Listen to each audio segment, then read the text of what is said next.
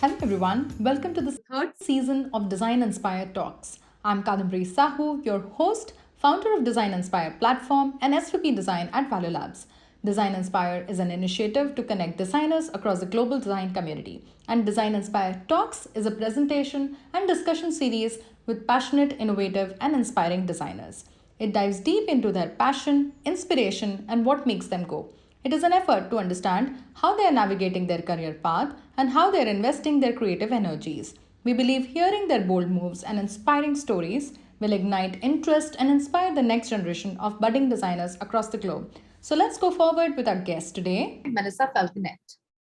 Melissa is a design leader, practitioner, and educator whose 20-year career has spanned designing products and services for healthcare, e-commerce, energy management, arts, food and entertainment, education, and most recently, social platforms. Her education, practice, and experience are deeply rooted in human-centered practices and a passion for blending methodologies and research from a wide range of disciplines, including psychology, cognitive and behavioral science, philosophy, ethics, and futurism. She currently serves as head of product design for Facebook Integrity, where her teams develop systems and services to give people control over their experience, keep people safe, and minimize bad experiences while protecting voice. Prior to her role at Meta, Melissa led Design for Collective Health, a platform for delivering a human-centered health benefits experience, and led design initiatives at Kaiser Permanente, Microsoft, Google, SF MoMA, Hyundai, and Pacific Gas and Electric. Outside of professional work, she occasionally teaches college-level design studio courses and has been a featured speaker at IXG conferences, South by Southwest Summit, and UXG. So let's welcome Melissa. Hi, Melissa. How are you doing today? I'm very well. How are you? I'm good. So Melissa, let's go forward with your presentation, which is the first part. We're eagerly awaiting and excited to see it. Excellent. Well, I'm very excited to be here. And I just wanted to say thank you for ValueLabs for inviting me to speak here today, and to everyone who's listening in for all of your time and presence with me here today. So let's get started. So I'm going to share just a little bit about my journey into design for social good and systemic change. So as mentioned, my name is Melissa Falconett, and I'm here today, to share a little bit about my journey into this space.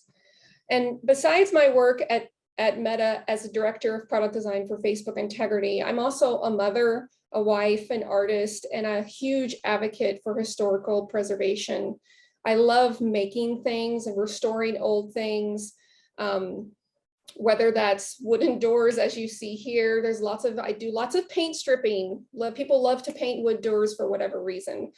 My husband would call me a bona fide project junkie because I'm always manifesting something into being. Now, let's get into it. I could stand up here and I could talk about all the cool companies I've worked with or all the cool products that I've had a hand in designing, but that would entirely miss the point of why I chose design in the first place and kind of why I'm here today to talk about this journey. I chose design because I saw an opportunity to live out one of my deepest held values, to leave the world a little bit better than I found it. And theirs is a common theme throughout my life, both in my professional work as well as my personal life. And a major theme of this in my professional work is that I typically choose or seek out to work on problems that really no one else wants to touch, either because they weren't high profile or sexy enough, or because they seemed too boring or technical. From designing software to help utility companies keep the energy grid running when unexpected weather or market events occur, to technologies and tools for processing medical claims faster and more accurately, saving patients from the very costly ramifications of incorrectly processed health insurance claims, to building systems and guardrails within the world's largest social network to empower people with more control, ensure safety, and reduce harmful experiences. I really prefer to work behind the curtain, to work on services and systems that lie just beneath the surface of the more visible aspects of a system, because I believe this is where design is most needed and can do the most good. I'm also a huge gardener. I love gardening. I love growing things. And as in gardening, working in the subterranean spaces, getting your hands dirty, puts you closer to the underlying causes of surface level problems. And by solving these, we increase our chances of cultivating solutions that result in overall systemic improvements. And this is why I really think of design as cultivation. Although the process is rarely identified as such, product design is actually one of the oldest practiced disciplines in human history. We have always been crafting the environment around us since prehistoric times. From the creation of tools to cave paintings, we've sought to cultivate the objects and images to help us navigate the world and each other. The only difference between designers and everyone else is that designers are trained to bring a keen level of awareness and intentionality to this process of creation. This training involves observing the world around us and then cultivating a solution based on that knowledge and observation, and of course, scrutinizing the details. And it's this characteristic that makes design particularly well suited for driving social change. Many design processes and techniques ask us to first and foremost seek out and understand perspectives outside of our own. It asks us to be open to not knowing, to question our assumptions, get friendly with our biases, be brave enough to let the world teach us something new, and then apply that knowledge in practice. There are many times that I have absolutely no idea what I'm doing, but bringing that mindset to the process and to the problem can really make all the difference. And it's within this process that design delivers its true value, power, and potential, and why I believe as an industry and practice will play a critical role in the making or potential breaking the future of our species, planet, and quality of life. Now, I am definitely not the first person to make such bold claims about design's role in society. Design has demonstrated an inclination and commitment towards social responsibility throughout history. Many design movements in the 19th century spawned out of a desire to improve quality of life, address inequalities between social or economic classes, and to bring humans closer to nature, perhaps in the hope that we choose to do less things to destroy it. An aspiration I don't think we've quite achieved yet, but we're still working towards it. The Morris family and other artists of the arts and crafts and Art Nouveau movement sought to improve the working conditions of craftspeople and believed design was a vital and potent source for improving the human condition. So much, in fact, that the enjoyment of a craftsperson's experience in their work played a critical role in determining whether an object was worth making at all. Nothing should be made by man's labor, which is not worth making, or which must be made by labor degrading to the makers. Imagine how many products wouldn't have been made if we had followed this tenet today. And this idea was in stark contrast to the grueling experience of working in mass factories during the Industrial Revolution. And these artisans and designers broke barriers between the elite world of fine art and the lowly applied arts with the idea that everyday objects should be not only functional, but beautiful in and of themselves and available to more than just the elite few, which was a radical philosophy at the time. Later, the Bauhaus pushed this idea further by bringing art, craft, and industry together to form a single discipline. And craftspeople were encouraged to turn their hands to anything with the ultimate goal of bringing art into everyday life as a way of improving living conditions for all. And one of its core tenets was that a designer must first understand the context in which an object would exist, including the fundamental intents, desires, and motivations of its owners in order to function properly. This same tenet remains central to the modern day practice of UX design, with entire processes and methodologies aimed at ensuring that technologies, products, and systems are designed to support and extend a person's way of working and being. And finally, there's a rich history of graphic design for social protest, using visual language to inspire, energize, and motivate society towards action. So as you can see, design has deep roots in seeking to serve the needs of society and people with a common aspiration to improve quality of life. And it was this aspect that initially drew me to the design profession. Now, the design profession alone is not going to save the world. As with any profession, it has limits in its knowledge and techniques. However, the challenges we face in society require interdisciplinary collaboration and diverse views. But the approaches that design brings to this process are an invaluable part of that mix. So in the last section of my presentation, I wanted to share 5 lessons and insights that have shaped my practice the most. These are not exhaustive. They're simply the insights and considerations that have consistently guided me in my pursuit to design for the common good and leave this world a little bit better than I found it. And in this pursuit, yes, sometimes that involves me picking up trash.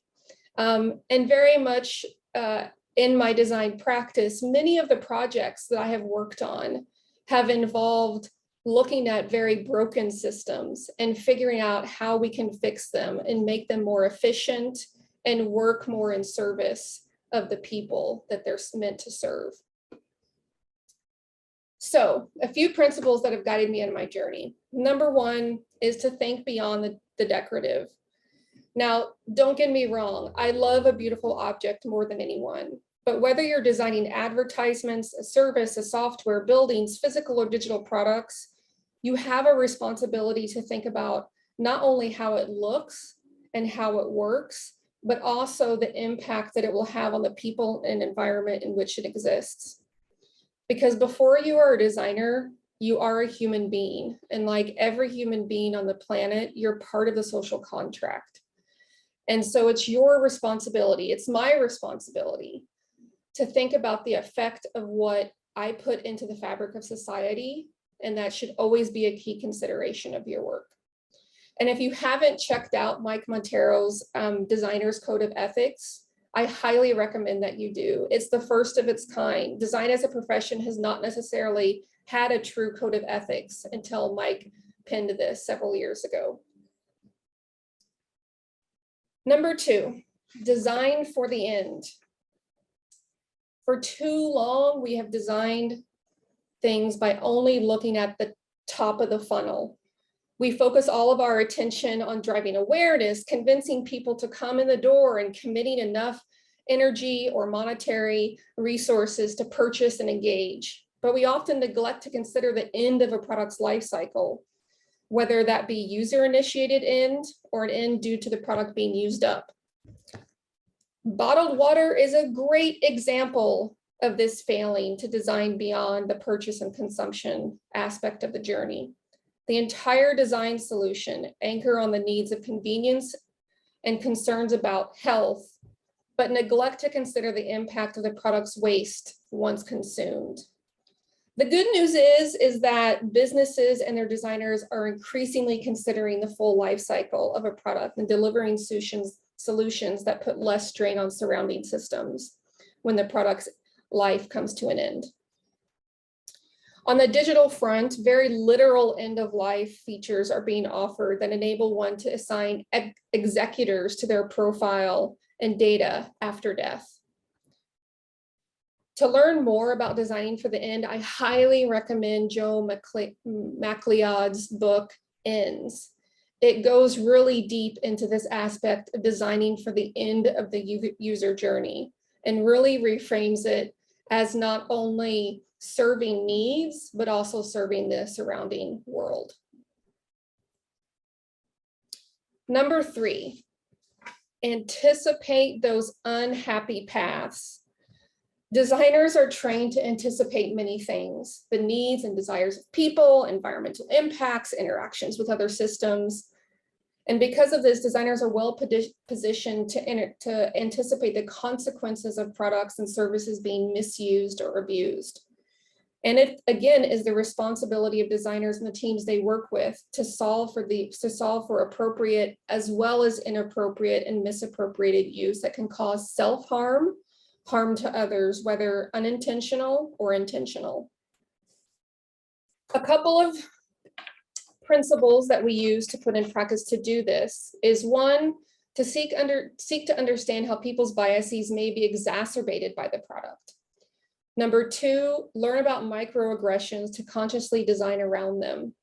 And number three, and we spend a lot of time thinking about this at Facebook, to explore bad actors, from hackers to authoritarian governments, identity thieves. How could they exploit or abuse this product or the data within it to harm others? Number four, there are no edge cases. I don't care how many times this comes up in a conversation. I encourage every single designer to push back on this, because when you choose to ignore edge cases, you are explicitly choosing to not design for a huge, often huge, group of individuals and their needs. So take the extra step and conduct research into racial and gender politics to broaden your awareness of the social structures that impact your customers' lives. These structures alter people's priorities and they affect their decision-making process. So design for as many social and societal considerations as possible.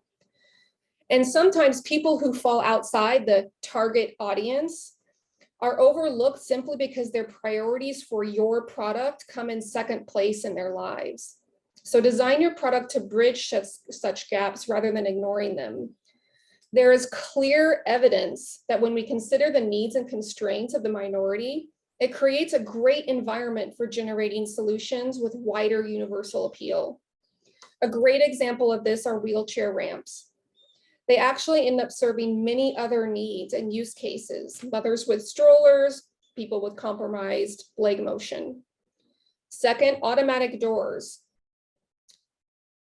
While designed for wheelchair-bound folks, it turned out to have huge public health benefits because they reduce the likelihood of germ transmission. Obviously, a big thing in the current times that we live in over the last couple of years. And finally, another great example is OXO products. They were originally designed for the elderly with arthritis, but found universal appeal, becoming a huge commercial success in 1990. So much so that it was inducted into MoMA's permanent collection in 1994. A great resource to learn more about designing for real life, and real life encompasses all cases, is the book Design for Real Life by Eric Meyer and Sarah Wachter-Botchek. I can never pronounce her last name. It's a great book. It's also a short read. You can literally read it in a weekend, but it is back-to-back chock full of just nuggets of wisdom. Lastly, mind the bias. I am constantly trying to keep my own bias in check, and it is hard work. It is really hard work. And sometimes you don't even realize that your bias was in play until after the fact. But the fact that you realize it, there's value in that as well. We all have it, whether we like to admit it or not, and it's part of the human condition. My life experiences instill a certain set of values and biases into my way of thinking and my perception of situations. And these in turn color my design process and leave an imprint behind in the products that I touch. We essentially leave DNA of our decisions and our biases into the things that we design. But unlike our DNA, we can consciously control the decisions that shape our products and strive to ensure that they have a positive impact, even the myriad subtle and non-obvious ways we might not anticipate. So let's learn to solve the problems that we can't yet see when designing our products. And again, this is hard work, but over time with practice, it gets a little bit easier and easier. Finally, a great resource to do this is these cognitive bias UX playing cards. They're also, not only do they help you uncover biases in your own thinking that you may not have known were there, they're also really fun to use, and they're really fun to bring into the process. So, and they're free, which is also great. So anyone can have access to them. So in closing, just to kind of a recap, these are the things that have, influenced and shaped my practice the most over my design journey to date. Is, again, thinking beyond the decorative. It's great to make things beautiful, but there's an old Shaker saying that says, don't make something unless it's useful and needed, but if it's both, don't hesitate to make it beautiful. To design for the end. The end is as important as in the beginning, and it can sometimes make or break your product and the environment in which it exists. Anticipate those unhappy paths. There are always going to be bad actors. There's always going to be situations that you just did not anticipate, and you're not going to be able to find them all or recognize them all, but make the due diligence to try. There are no edge cases. Everyone matters. And finally, minding the bias. So that's the end. Thank you so much for your time. It was a real pleasure kind of to share some of the concepts and inspirations that have carried me through my career to date. Wow, that was quite educational, Melissa. I really loved it. I really loved it. Somehow, you captured everything like in a nutshell, very well articulated. Thank you so much for this presentation. Now we will move forward for our second part of the show, where we discuss about designers' life and inspiring stories or just challenges in their life. So, I would want to start with just understanding something more about you. So can you tell us a little bit more about you, and how did you even take this journey of being a designer? Like what prompted you to go on this path? Yeah. So I grew up in Southwest Indiana in a somewhat mid-sized town called Evansville, Indiana. It sits right on the Ohio River on the border of Kentucky. I had a pretty typical childhood, aside from the fact that I was raised, by a single mother. We were very poor, just her, working. She didn't have a formal college education, just a high school diploma. So she took what job she could, secretary, cleaning offices, things like that. But, we often, had housing instability, food insecurity. And so, that definitely kind of shaped who I am today.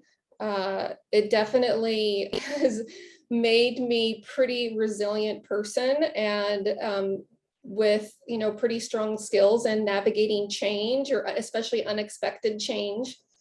But growing up, I always had an inclination for art, for making things, for organizing things. I actually love, my mom probably loved this, but I loved cleaning the house and like straightening everything, organizing stuff.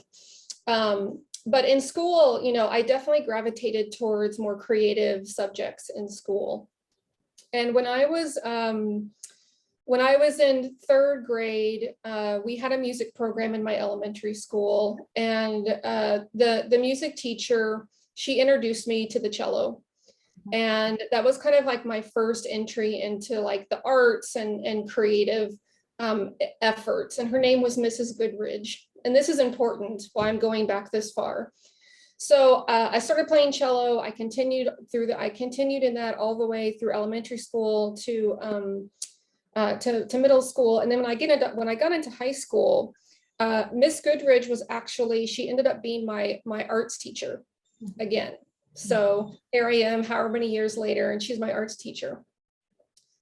And I just loved her class, and she really saw my inclination towards art.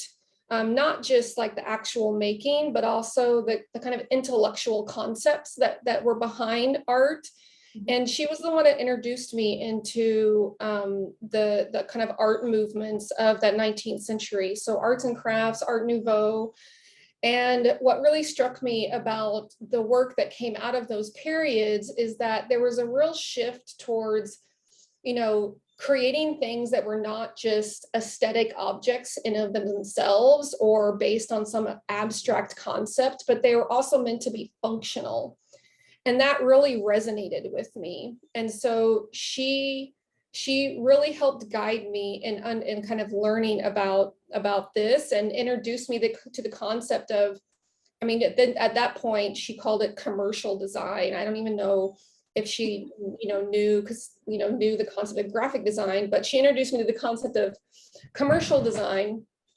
And that kind of started it all, to be honest. And from that point on, I didn't know about concepts of graphic design or anything like that. I just knew that, there are people who create, who communicate through visual means.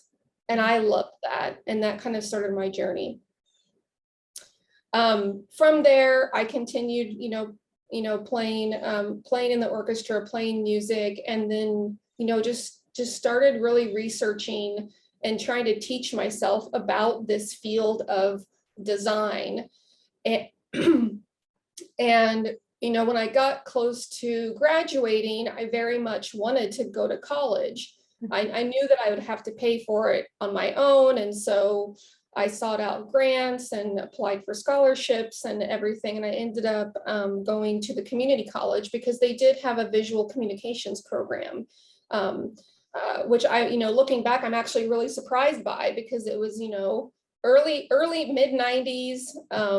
Evansville is not the, I wouldn't say it's the most culturally progressive place in the world, but they had a visual communications program. And, I learned not only how to use the software like Illustrator, and back then it was Corp Express.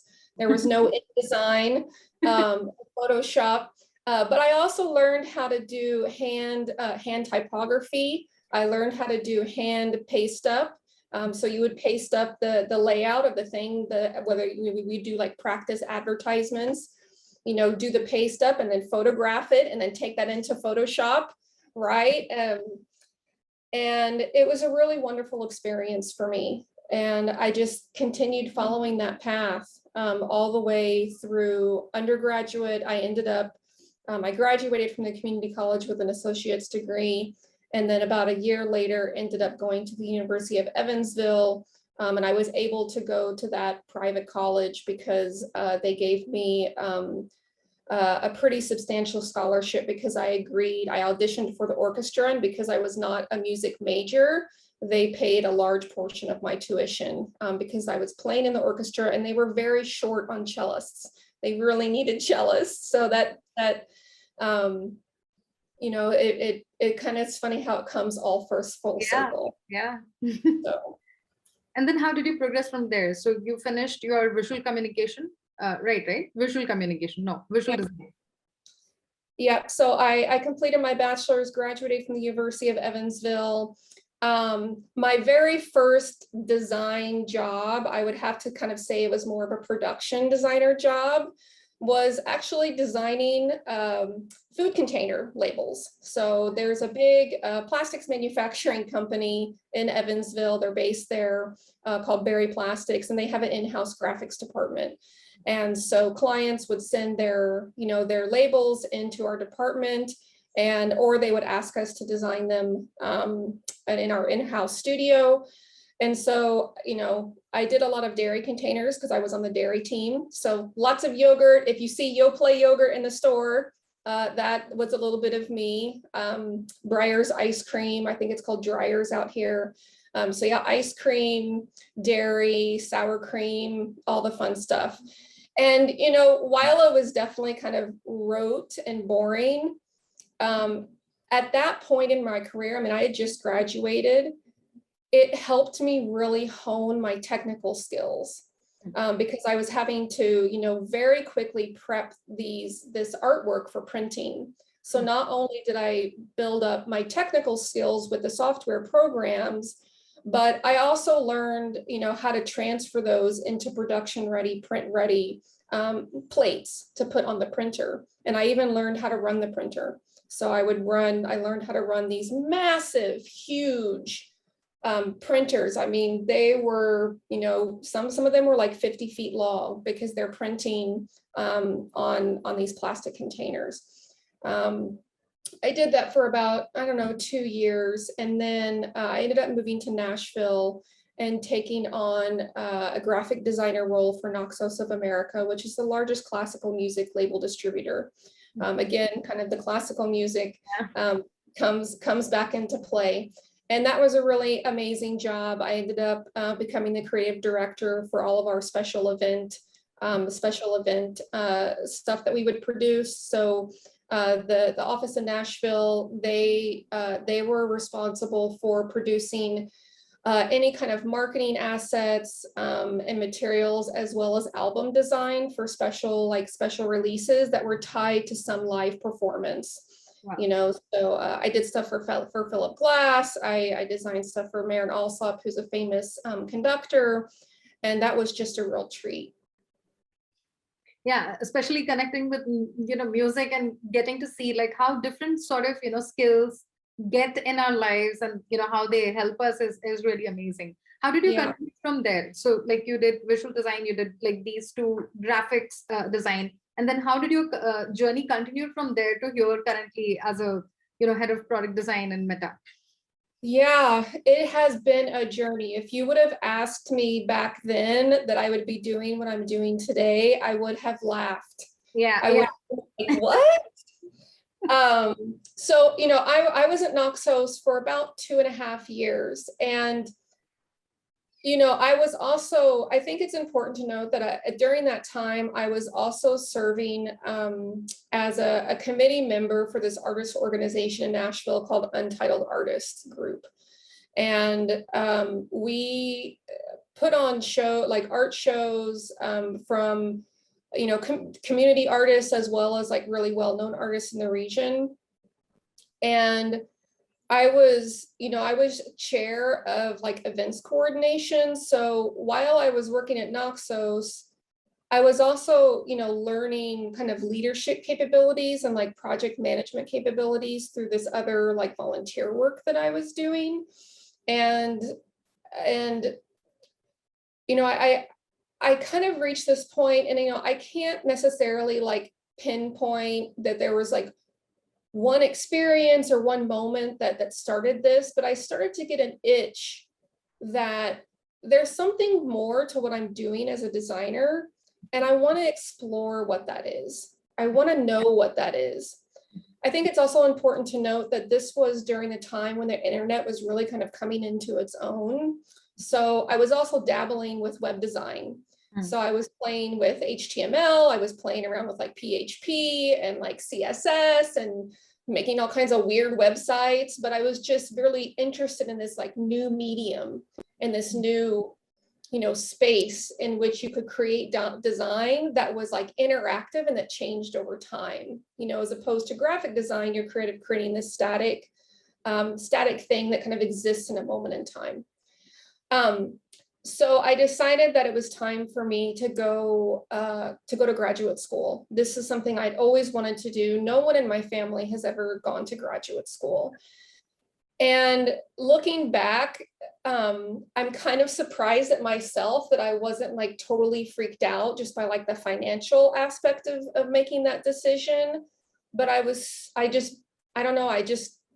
so driven, and it has like this intuitional pull of like, this is something I need to do. And I followed that. So I applied to SVA in New York. I applied to California College of the Arts, and I applied to Cal Arts down in Pasadena. And I got accepted to CCA in San Francisco and to Cal Arts in Pasadena. Really, the only reason I chose CCA is because I had a lot of friends in San Francisco. A lot of my friends that I grew up with in Evansville, for whatever reason, had moved to San Francisco. So I had kind of like a built-in social network there. So I packed up, moved to San Francisco, and started CCA, and that was a life-changing experience for me. It introduced me to even just like basic terms I had never even heard of. Like I had never heard of the term interaction design before coming to CCA. And so it opened up a whole new world for me. And it really did feel like I was discovering kind of like where I was meant to go. Like this was what I was meant to be doing, because a lot of the concepts and just the way of like thinking about design is not just like designing the thing as an end up to itself, but also just like the process that you get there. I loved that. And I also loved the aspect of the kind of systems thinking, which I just felt very natural to me when I was learning this. And the program at CCA was fairly new. They had just completely revamped the curriculum and the program just 2 years prior to me entering into the program. So my class, we were a little bit of guinea pigs, right? There's just been one class prior to us. So it just was this environment where everyone was learning together, including the professors, right? And then it was one of the most life-changing experiences for me. And I'm so glad that I did it and kind of took that leap.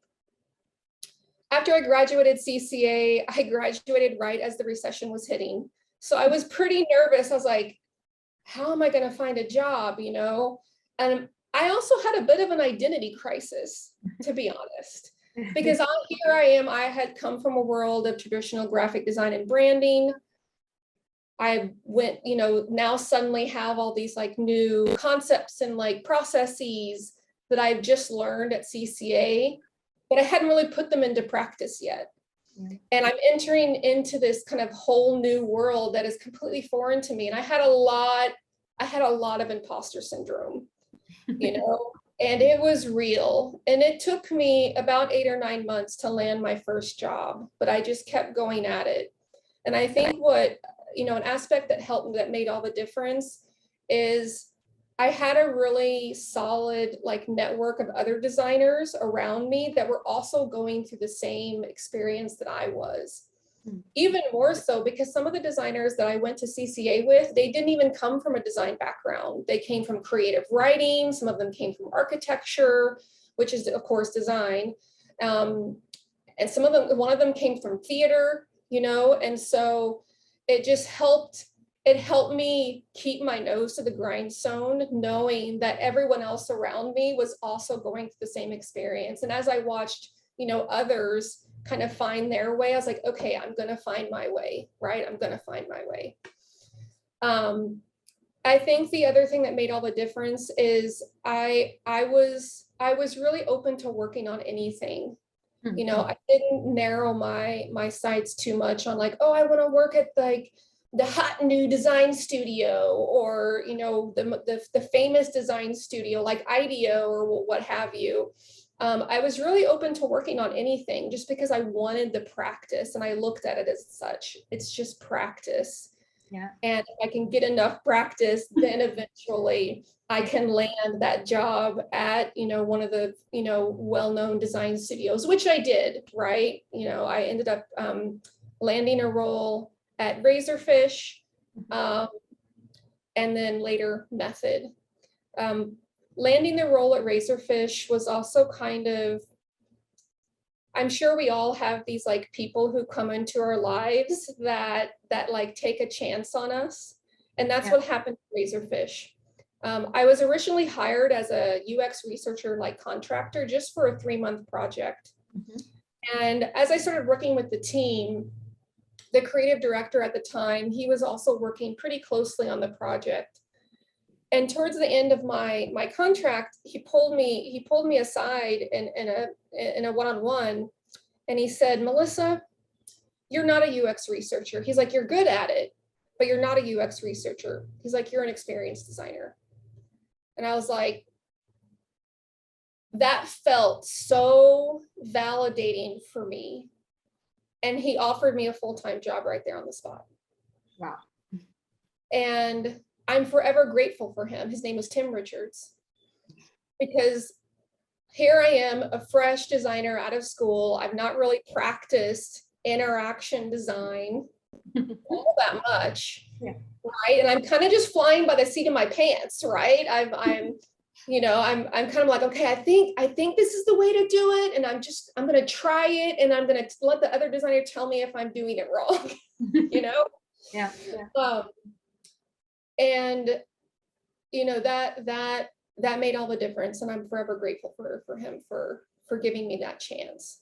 So yeah, I'll pause there. No. I was just saying, like, that's really great. Like, sometimes we join something and then we discover that, okay, maybe this is our forte, and how people sort of add value in terms of, their expertise into, our life, and it changes. So I really think that's a great thing, like for any mentor or, any people in that position to give that chance and, expertise and guide people. So yeah, that's really, please go ahead. It's really interesting to understand, how differently things were moving in your life. Please go ahead. Yeah.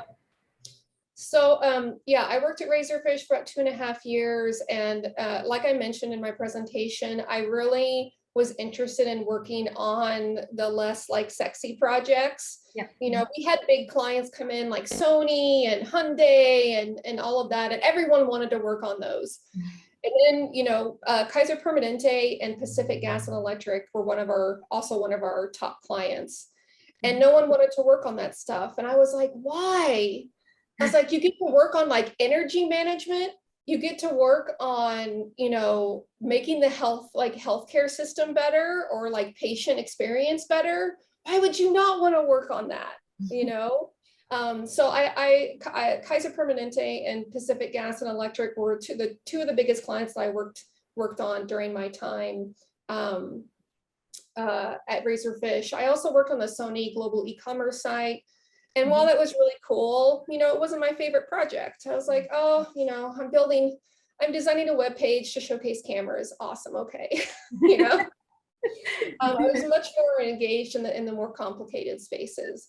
And then after that, Razorfish was quite big. It's even larger now. And I wanted to work at a smaller design studio. And so I applied to Method. I specifically applied to Method because one of the designers there had written a piece about designing for solitude. And that really resonated with me. His name is Ben Fullerton.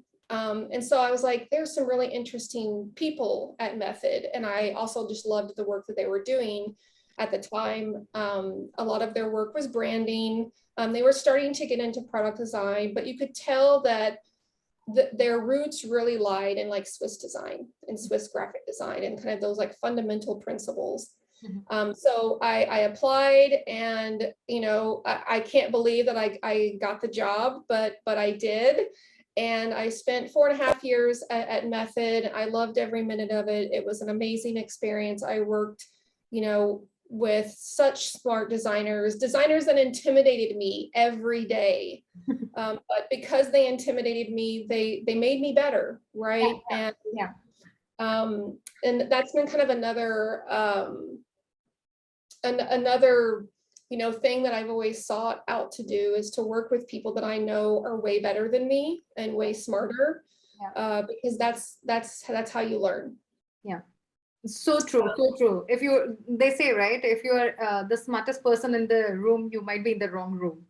Yes, exactly. I love that. Yeah, so I worked at Method. I worked on so many different projects, too many to talk about here.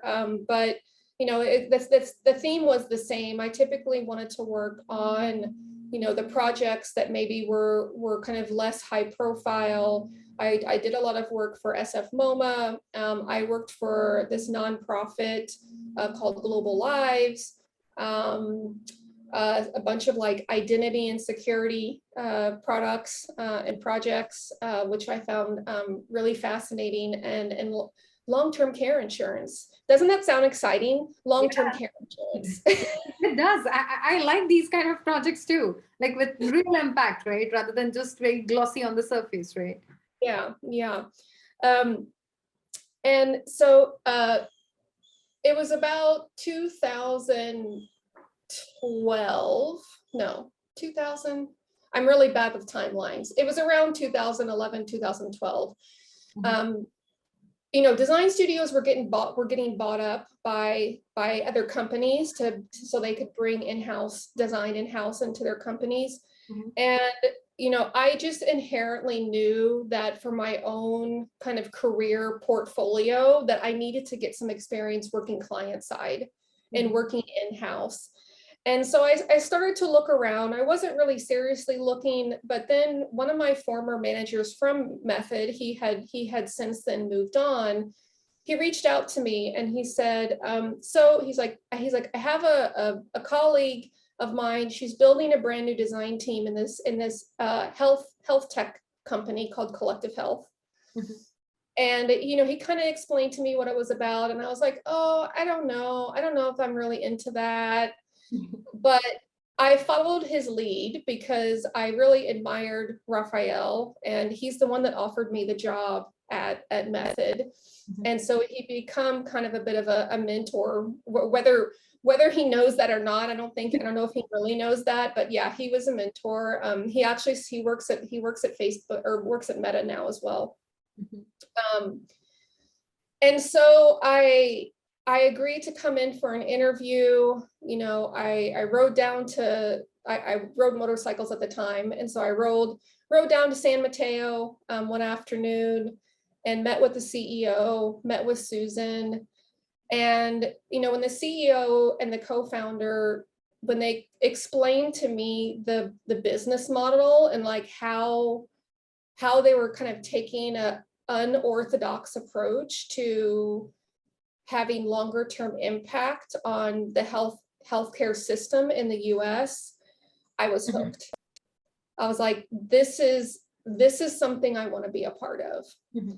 And so I ended up accepting the role. Of course, my first role was lead designer for their internal operating system. So their enterprise product, because they build their own kind of proprietary operating system, enterprise software for their teams to run the business. And then they also built an employer facing products as well as employee facing products to navigate and learn about their health benefits, submit claims, find doctors, all that kind of stuff. And I'll be honest, I started that job and I started to learn, get a sense for what they were asking me to do. And I would say the first 6 months, I was pretty much terrified every single day that I had absolutely no idea what I was doing. I was like, we need to design a software for processing medical claims. I mean, I had not even the slightest clue about what that actually meant. So the first 6 months that I was there was me sitting with their operations associates and learning their job. Because I was like, how can I design something that they're using day in and day out if I don't actually know how they do their job? And that was such an amazing journey. I also got to know and work with their engineers very intimately because, a huge aspect of what they were doing, it wasn't just about, designing a claims processing system. We had to design something that could scale with the business and scale with the volume. As we got more and more clients, we had to process more and more claims, right? But not necessarily with more people. So there was this real interesting tension between, okay, you have, say, 10 claims processing associates, and right now they're processing, let's say, 5 claims every hour. If we're getting X amount more claims coming in, we still only have 10 associates, we need to design something that allows them to do it in half that time, right? And learning to do that and learning, because it was just me for a while, just me and the engineers and the claims associates, just trying to design this thing, right? And it was such an amazing learning experience for me. And it really forced me to lean into that that mantra of, I have no idea what I'm doing, and I just need to be really comfortable with that and trust the process and trust that there are people around me that are going to help teach me what I need to know in order to do this job well. Yeah. Yeah, so important, right? Like design is so ambiguous. Like every project or anything you go to, like consulting specifically, right? Where we are at, same thing happens. Like every 3 months, 6 months, we change our projects, and then you start with, I have no idea. And then Yeah. it's so much important for a designer to be very comfortable with this ambiguity and being student for life that way, right? Absolutely. Absolutely. Get comfortable with being uncomfortable. Yeah, so true. Yeah, so my time at Collective Health, just over time, I ended up, taking on more and more scope and more responsibility as the team was growing, as our product portfolio was growing. And Susan Dibbs was head of design in those first couple of years, and she was she played a huge factor in my explosive professional growth during that time. And the reason is that she gave me a lot of autonomy and put a lot of trust in me, but always created space to be a sounding board for when I was struggling with something. And she was always open to feedback. And one thing that she would always ask me when I would come to her with like a problem, she would always ask me, what are you needing right now? Do you need me to help you solve it, or do you just need me to listen? And that was so important, because oftentimes I didn't need her to solve it for me. I just needed to like get the stuff in my head out of my mouth and like have a place for that to land. Yeah. Right. And she's a great manager. She was a great leader. And so when she departed Collective Health, I took over her role.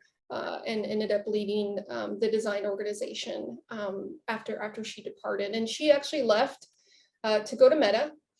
And so I stayed on at Collective Health for about another year and a half, I believe. And, I had been there for almost 6 years at that point. And it's kind of similar to like why I left Method to go to Collective Health. I was kind of looking at my career from like a big picture standpoint and thinking about it as a portfolio of experience. And I had never worked in a very, very large organization, in a large company. And so from that perspective, I decided that it was time for me to get experience working at that scale, right? People scale, product scale, user base scale. And so that's how I ended up at Facebook. It wasn't just the scale. The other reason I chose to go to Facebook is I've always been deeply interested in the impact that social platforms just have on society in general, especially when it comes to how their presence starts to reshape and kind of change some of our most intimate human experiences. Yeah. And part of this is because in 2016, we lost my brother-in-law to suicide. And that experience, was very, very, very difficult for everyone. But it also kind of brought home the fact that while we may criticize social networks, in moments like these, they end up serving a very deep-seated human need. And I saw like all of the people that Eli had touched over the course of his life, they really congregated around his profile in Facebook. And it became this like centralized place of sharing memories, of photographs, and people still use it and engage it today, however many years later. I see an influx of activity on his profile during his birthday, on holidays, anniversary of his death. And it's serving it's a place of comfort for people. It has become a place for people to express their frustration and sometimes even their anger, of him taking his life. And, you know, how social networks are used in this way, you know, just really makes me believe that there is a place for them in society. And they appeared so quickly and grew so rapidly that we're kind of reaching a point of influx where we need to start looking at these platforms not just as an engine to make money and to get people's attention, but also to really investigate their role that they play in our lives. And when I was talking with Facebook, they let me know that they had just created a new organization called Social Responsibility that is inclusive, includes the team, Facebook Integrity. And they told me about some of the things that they were working on. And again, I really listened to my heart in that moment because I felt that twinge come up. I felt that little spark of excitement. I was like, that's what I want. That's what I need to be working on. And so that's how I ended up at Facebook. Yeah, your job seems like really very exciting and interesting, specifically at current times when social media are playing such an integral and such a vital roles in everybody's life, right? And specifically in pandemic, right, where you could not really physically go and meet people. Social media and technology is all we had to connect with each other, right? Yeah, 100%. So thank you so much. This was like really amazing to understand your journey. I want to understand some, I'll pose like some other questions also now. Like, let's talk of some of the challenges that you might have had, like, as a person going from, places like, starting your career and things like that, in between. What were some of the challenges which you had to overcome? Like once you did mention about imposter syndrome and how, you overcame and things like that. But are there more which you think were pivotal in your life that you had to? Yeah. When I think back to just, after I had just graduated CCA and I was having a bit of identity crisis, like, who am I as a designer? What do I actually do? Right? It took a lot of soul searching and a lot of, honestly, just like journaling and having conversations with other designers around how do I position myself as this new kind of designer. Now, I could position myself as a graphic designer and brand strategist and all that stuff like really, really well. But as a product designer, interaction designer, or UX designer, there was a whole new language that I was just really unfamiliar with. And I had to learn how to speak that language. And so I did that by doing a couple of things. Again, like talking with other designers that were going through similar things, but also I really tried to seek out and ask people who had been working in that field for a while, like, would they just talk with me, right? Can they talk? Can they share their experience? How do they frame themselves when they're going to job interviews for these types of roles? I honestly also spent a lot of time on, I don't think LinkedIn was around at that point. So I think I was looking at like monster.com or some of the other websites. And I was looking at job descriptions. Just reading tons of job descriptions and really trying to parse out what are they really looking for and how can I speak to that in my resume, in my cover letter, in the portfolio of my work. And it took a lot of practice. It took a lot of interviewing and not getting phone calls back or getting lots of rejections. But I always asked for feedback. But it was a challenging time. The most challenging part was not to give in to the little critic in my head that was like, you don't belong here. You don't belong in this. It took a lot of effort to ignore that. That was probably one of the biggest challenges. Another challenge that I faced, and this was less about getting into the field, this was actually more about making the transition from an IC into a leader and management kind of role. When I was at Method, you know, I was a lead interaction designer there. Mhm. I did have interest in managing, Mhm. but I didn't really have anyone there who was, you know, there to help lead me into that shift, right? And I kind of had to create those opportunities for myself. And so one thing I did is I volunteered to start up and manage our internship program. Mhm. And so we would bring interns every year, and then I would, you know, be their direct manager.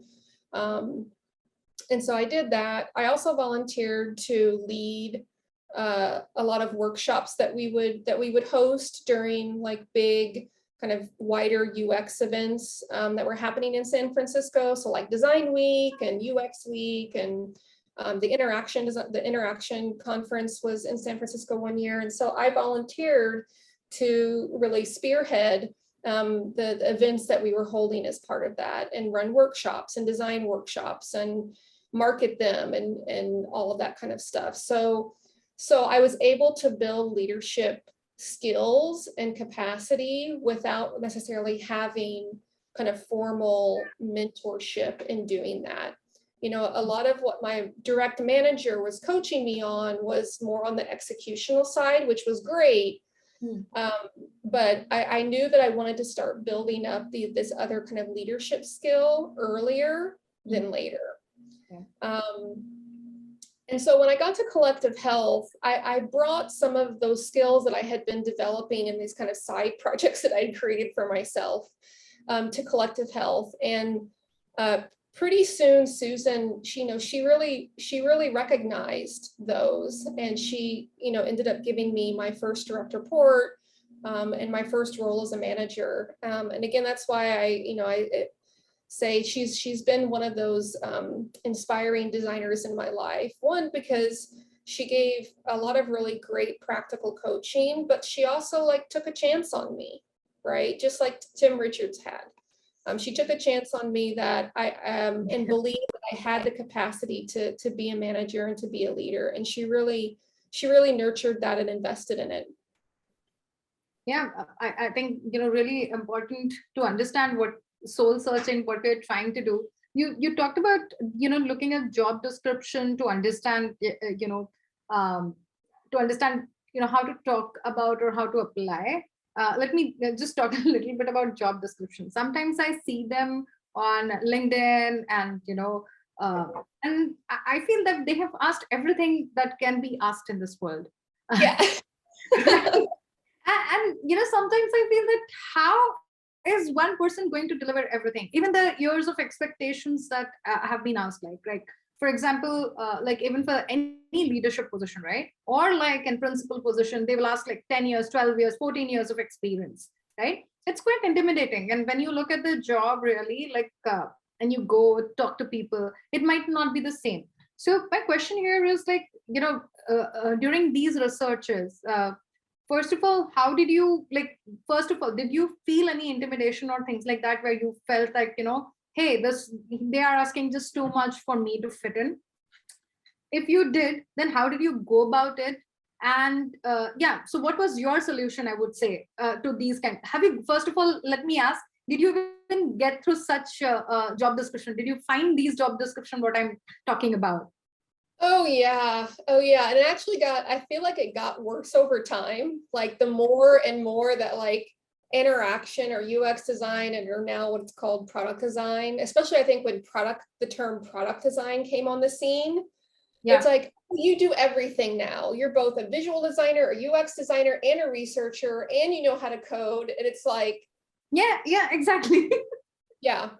I had a lot of conversations about this with my inner circle of design friends, and we all kind of felt the same way, that this is unrealistic. Yeah. And are there people out there who can do all those things and want to do all those things? Sure, there are. And I think you really have to make a choice for yourself of whether or not you want to be that type of person and that type of designer. And, I think I may have applied to a couple of those types of job descriptions. And during the interview process, I was very upfront. I was like, I don't code. I understand code. I understand the implication of engineering constraints and what can be done or cannot be done. But coding is not what I'm good at. I have spent my time and my energy honing these skills, and these are my strengths. And that's where I can go deep and bring expertise. And then I would prefer to work with someone who's coding, right? Who's an engineer. And I definitely got rejections of like, well, we're really looking for someone who can wear all these hats. Maybe they were a startup Full or stack designer, as they are called. And it just really turned me off. It really did. And I tend to be a person who holds pretty clear boundaries and is very clear about what I'm willing to do and what I'm not willing to do. And I think at the end of the day, that's where whenever I'm advising, other designers, especially those that are earlier in their career, my advice tends to be, don't give in to the narrative that you have to be everything, because no one is everything. And if someone is looking for a jack of all trades that can kind of do okay at a bunch of different things, that's fine. But you take the power back by making the decision of whether or not you want to be that kind of designer. And if you don't, that's awesome. That's great. Don't go after those types of roles, because not only are you going to end up being very unhappy, they're going to be unhappy with your performance. And so it's a lose-lose situation for everybody. I think the biggest repercussion in that case also happens for people who are trying to please, so for example, like product designer role, right? Like it's a massive undertaking. Sometimes people don't understand that where UI designers would turn up, where your interaction designers would turn up, where user researcher. Even if you combine all these three together, right, these are specialist roles at times, and every project will demand a very different thing. So if you are demanding a specialist level skill from like a person who's going to be doing from research to UI design, I think at some point of time I feel that creative confidence will get low as you start getting those bad feedbacks, and you're always like, you feel that you're not enough and things like that. I feel that it will end up creating like a place where you feel that, okay, I don't know anything great, or I'm not able to do anything great. And I think that's the worst thing that can happen to anybody. Motivation, right? Absolutely. Absolutely. And what's a shame about when that happens is that the person, like, your strengths end up getting overshadowed by all the things that you can't do well. And we all have weaknesses, right? We all have things that we're just not good at. And that's okay. It's called being human. And the essence of being a human being is human limitations. So, yeah, 100%. And I know it can be very tempting, especially when you're trying to find your first gig and you're like, I'll take anything. Always think about the broader picture, and that first experience that you have is as important as the experiences that the other roles that you're going to have later on, and I actually credit, my first design job was pretty narrow and straightforward. It's just like, design this yogurt container and put the nutritional label here, and the fancy artwork goes on the front, and it has to be 4 colors. It was very constrained and very narrow, but it created focus. And so because of that focus, I was able to hone in on those technical skills. And that gave me a good, solid foundation in which to build other skills on top of later on. Yeah.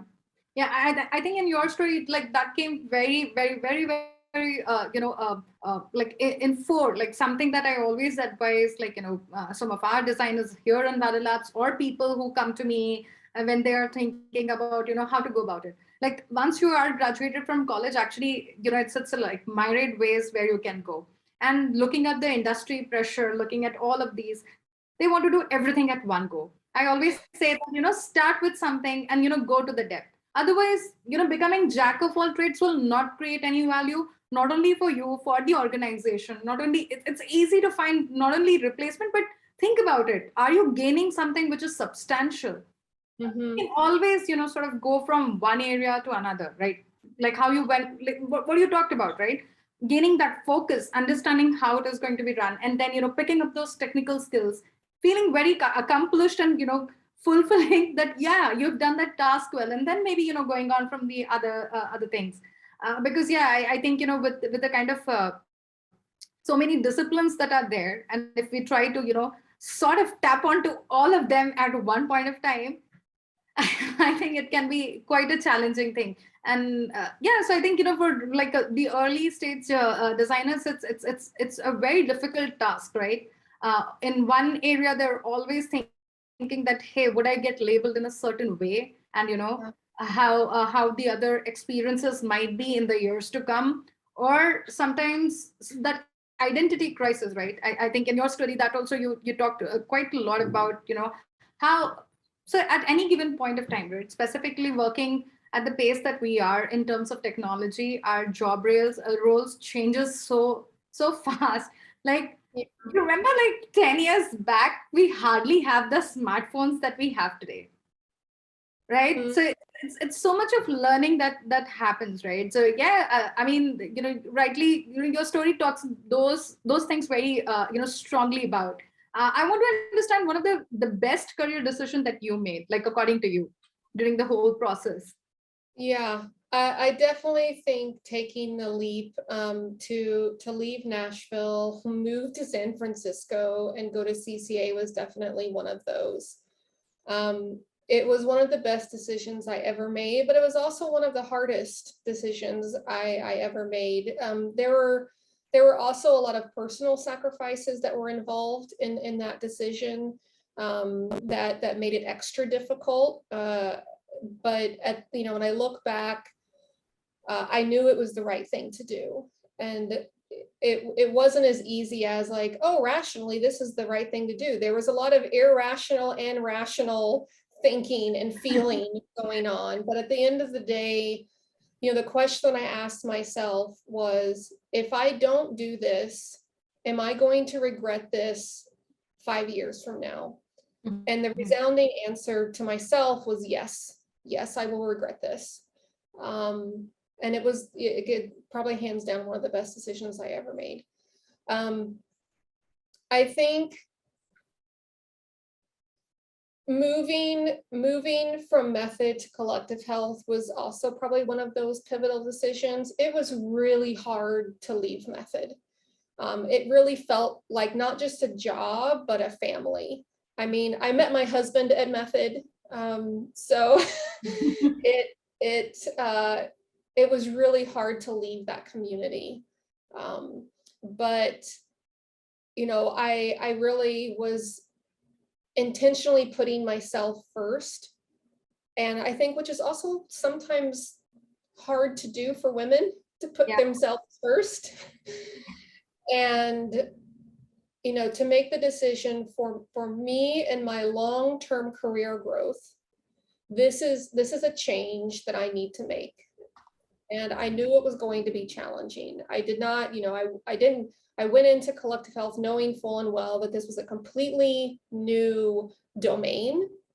It was a completely new kind of way of working, because I was working in-house and I was working directly with engineers and product managers and other disciplines that I had never even really heard of. So, but I went into it with, eyes completely wide open, knowing all of that. And it was really hard. It was really hard that first 6 months to a year. But I just stuck with it, and I had great support, around me. I think the other key thing that made that first year a bit easier was, constant encouragement from both Susan directly, but also everyone around me, because we were all building this thing together, and a lot of which never been built before. And so we were all kind of like, we don't know what we're doing, but we think this is the right thing to do, so we're going to do it, So yeah, that's probably the second best decision that I made. Yeah, you got a very interesting point, right? Like putting yourself first, like as a woman, right? In one of the HBR articles, I think HBR articles or somewhere I had read, where they say that women, especially as managers or leaders, are great for advocating somebody else. So for example, if I have like a junior and if I have to fight for them, I would like really be, very aggressive. I would say, no, they deserve this particular raise, or they deserve this particular, thing. But when it comes to women asking for the same raise, or, asking for a position and things like that, it becomes very difficult. That was like the theme of that particular article. So if you have faced such a situation, how did you come out of it? And what would your advice be for the women in design in general, in various different roles, and stepping up as leaders? Yeah, it is a very hard thing to do. It feels so uncomfortable, and I've had to do it multiple times throughout my career. I don't want to get into details, because I always believe at the end of the day, everyone has, good intentions, but there were definitely moments in my journey where I had to really fight for the role, and I had to fight for why I should be in that role, or why I deserve that role, or how I had demonstrated already that I was doing the role, for a while. And it's scary. It's scary to do, because there's always that risk of the other party coming in and just blatantly disagreeing with you, right? But in those situations that I faced, I had really good male allies, and I didn't really kind of understand the concept of male allies until maybe the last 5 years. And they came to me. I didn't come to them. Like, they came to me explicitly, and were like, I am here to explicitly invest in you as a leader. I'm nominating you to go through a women's leadership course. This is how I think you can get to that next level. And that way I was just like, who are you? Like, I never really had anyone do that for me before, let alone it being a male, right? And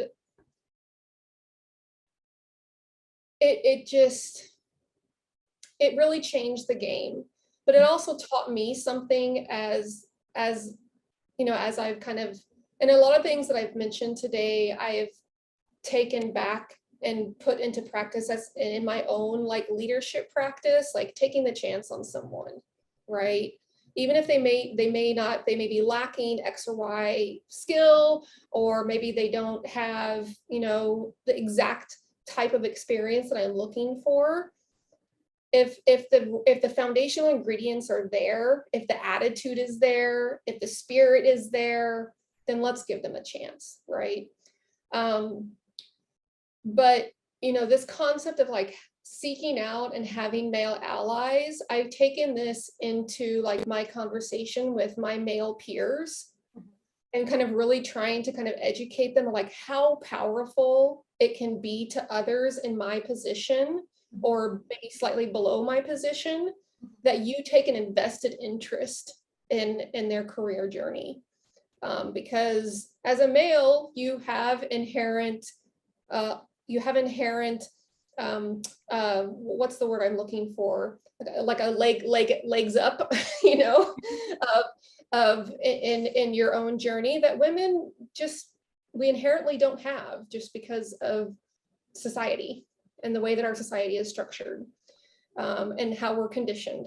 So help us break that, right?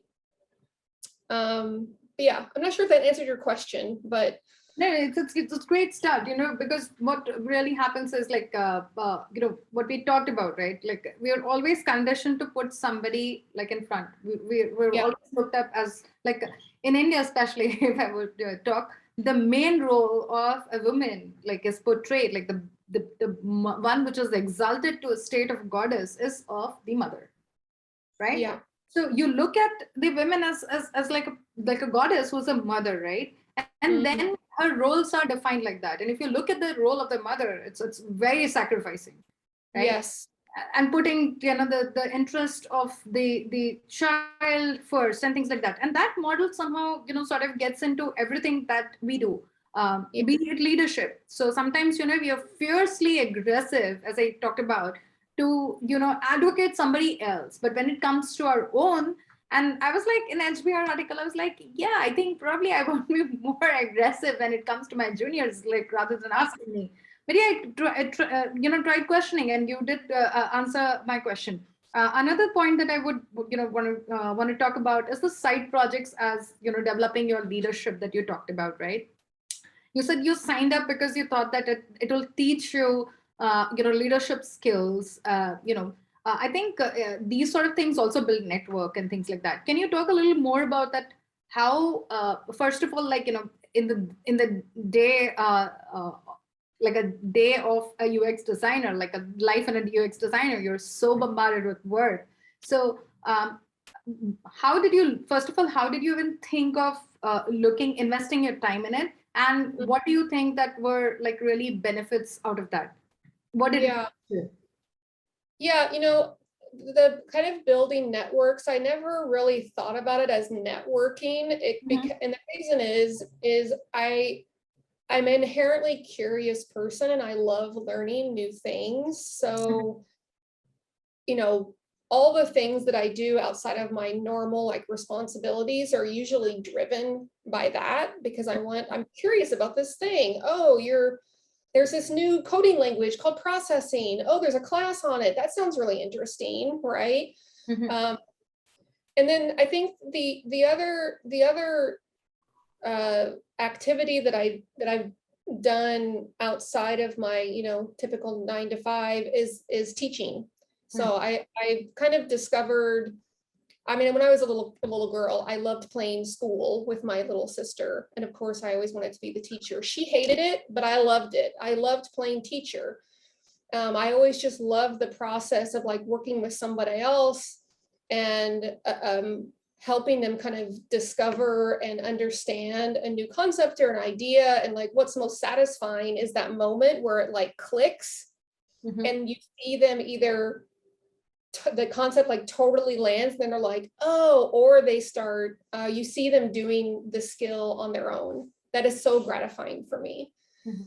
And so after I graduated CCA, I actually ended up went on to teach at CCA for about 4 years, various studio courses and both design, UX design courses, as well as interdisciplinary studio courses. So Mhm. I would co-teach with like an architecture professor, right? Mhm. And that teaching also helped me build leadership skills. It also helped me build my network because I was meeting other professors. I was also kind of seeing the new talent emerge. And I've ended up hiring several former students in teams that I've managed since then. But when it comes to like formal networking, it's always felt very, very awkward for me because Yeah. I be a bit of an introvert just naturally. So like going to a conference and then just like walking up to like random strangers and start chit-chatting with them like just feels so so unnatural. So I tend to err more on the side of building my network through others. Like, so I already know this person, this person, this person, and then I meet their friends or I meet their former coworkers, either going through design happy hours or going to design events, and things like that. So yeah, I mean, especially when you're younger in your career, go to as many of those events that you can. I mean, they're not only fun, but you just meet so many interesting people, and often the people that you meet are through the people that you're already with. So just go have fun. Okay, I'll ask you the last question in the interest of time, and maybe if you have time, we can open later for Q&A. I'd ask you, like, if there was a piece of advice that you could give a 5-year younger you, what would that be?